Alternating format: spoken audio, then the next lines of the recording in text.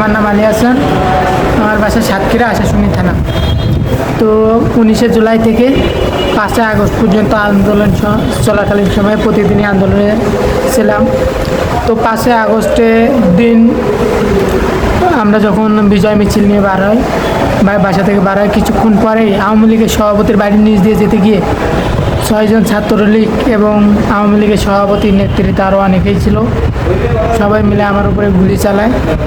তো গুলি চালানোর কারণে আমি জানি না যে কারা চালাইছে, দেখিনি, কিন্তু গুলি চালানোর কারণে আমার এক ডান পা হারাতে হয়, ডান পাটা কেটে বাদ দিতে হয়।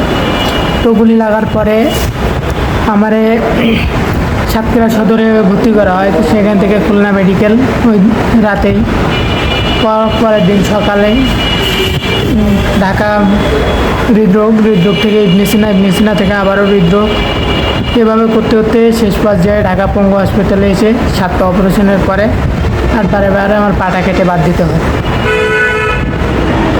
তোমার অনুভূতি কি? আমার অনুভূতি এখন একটাই, যে পায়ের বিনিময়ে দেশ স্বাধীন হচ্ছে, এটা আমার জন্য অনেক সৌভাগ্য। তুমি কি চাও এখন? এখন আমি আমার জন্য কিছু চাই না, কিন্তু দেশের জন্য আমি স্বৈরাচার মুক্ত একটা সরকার দেখতে চাই। বর্তমান সরকারের উদ্দেশ্যে বা দেশবাসীর উদ্দেশ্যে তুমি কি বলবো?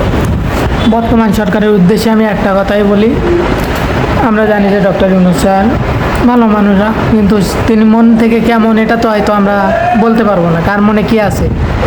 কিন্তু আমি ডক্টর ইউনূস স্যারের কাছে অনুরোধ করব, তিনি যেন সম্পূর্ণভাবে দেশটা দেখাশোনা করে।